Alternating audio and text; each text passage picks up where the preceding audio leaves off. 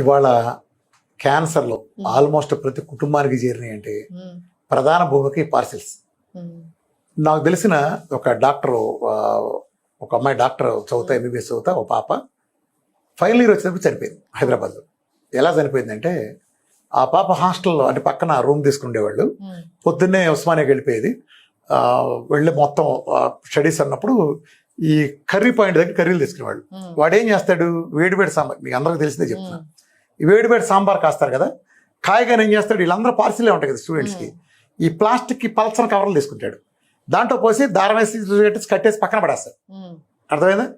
ఈ వీళ్ళు తినేటప్పుడు రాత్రి అవుతుంది.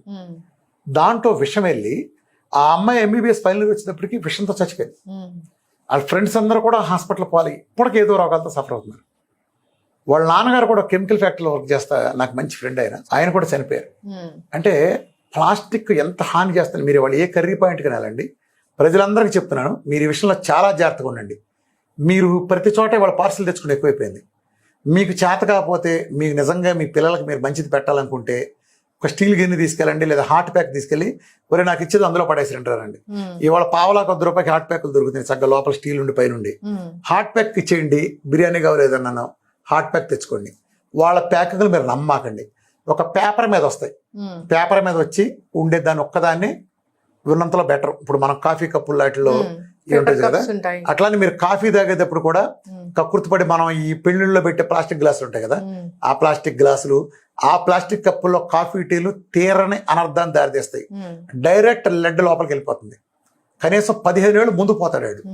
ఇవాళ కిడ్నీలు పోయిన వాళ్ళు, లివర్లు పోయిన వాళ్ళు, ఈ రెండిట్లో ప్రధాన లోపాలు గమనిస్తే, నేను అడుగుతా ఉంటా, క్రాస్ చేస్తాను, నా దగ్గరికి 100 మంది వస్తారు కదా, వీళ్ళంతా ఫుడ్ హ్యాబిట్స్ మీరు చెక్ చేసుకుంటాను.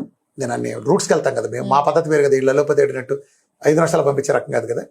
వీళ్ళందరి నేపథ్యంలో మాకు లివర్ పోయిన వాళ్ళు, కిడ్నీలు పోయిన వాళ్ళలో ఏం తింటారు అంటే, మా పార్సిల్లో ఎలా వస్తుంది నీ పార్సిల్, అలా గుర్తుపెట్టుకోండి. మీకు ఎప్పుడైతే ప్లాస్టిక్ పేపర్లో అట్లానే మీరు టిఫిన్ చేస్తున్నారు, ఆ ఇడ్లీను దేన్నో ఆడు సుఖంగా కడిగే పని లేకుండా పోతున్న ప్లేట్ అని కింద ప్లాస్టిక్ కవర్ వేసేస్తున్నాడు, వాడు నమ్మాకండి. అరిటాకు ఎవడేసేస్తే ఎత్తాడు, కావాలంటే ఒక ₹10 ఎక్కువ తీసుకుందానండి, మీ కింద ప్లాస్టిక్ ప్లేట్ పెట్టి పైన అరిటాకు పెట్టి అది పెడితేనే మీరు తీసుకోండి. మీరు హోటల్గా డైరెక్ట్ తిన్నప్పుడు మీరు ఆలోచించండి, కవర్ వేసి పెడుతున్నారు కదా, ఎందుకు పెడుతున్నారు, ఇటు దీన్ని కడగవసలా, ఈ కవర్తో సహా నువ్వు తిన్న ఇంగిల్దంతా తీసి ఆ కవర్ బారేస్తాడు, కింద ప్లేట్ క్లీన్గా ఉంటుంది, ఊరినట్టు నీళ్ళలో ముంచలేపు మళ్ళీ మన సెకండ్ అడిగిస్తాడు. దయచేసి అలా తినమాకండి.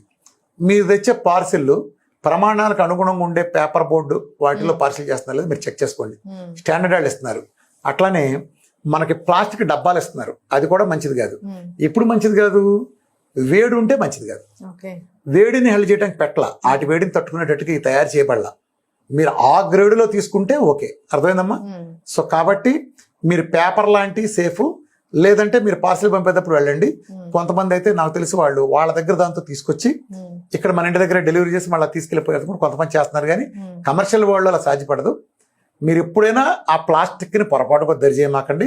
మీ మెస్సల నుంచి వచ్చేటప్పుడు మీరు ఆ ప్యాకెట్లు కట్టించే మీరు పొరపాటు కూడా వాడమాకండి. అర్థమైందమ్మా? ఈ జాగ్రత్తలు తీసుకోకపోతే మీరు with in short period cancer రావటం కానీ స్టమక్ సంబంధించిన అన్ని ప్రాబ్లమ్స్తో మీరు తీసుకుని చచ్చిపోవటం ఖాయం. ఖాతికి మీరు రాసుకోండి. కొన్ని రకాల పౌడర్స్ కానీ ఇలాంటివి ప్లాస్టిక్ కంటైనర్స్ లో పెడుతూ ఉంటారు కదా సార్, అది ఎలాగా? ప్లాస్టిక్ హార్మ్ఫుల్ అమ్మా, అది వేడి చేయడానికి పనికిరాదు. నువ్వు స్టోర్ ఉంచడం వరకు ఓకే. నేను చెప్పే ప్లాస్టిక్ లో కొబ్బరి చట్నీ కట్టాడు, ఓకే ఫైన్. కొబ్బరి చట్నీ కట్టాడు, ఫైన్. లేదా అల్లం చట్నీ కట్టాడు, ఫైన్. పులిహోర కట్టాడు, కొంత ఫైన్, అదే చల్లారిపోయి ఉంటుంది కాబట్టి. అలానే ఇంకేదైనా కడితే ఓకే. వేడి వేడి ఏది సాంబార్ పోయటానికి, వేడి వేడి పప్పు కూరలు కట్టడానికి, కర్రీ పాయింట్లో మీరు వాటిని అలౌ చేయొద్దు. వాళ్ళని మీరు అడగండి, కావాలంటే ఆడు తీసుకున్న డబ్బు మీద ₹5 ఎక్కువ ఇవ్వండి, మీ డబ్బా మనకే, ఒక పేపర్ దమ్మని చెప్పని మీరు మీ కర్రీ పాయింట్ డిమాండ్ చేయండి.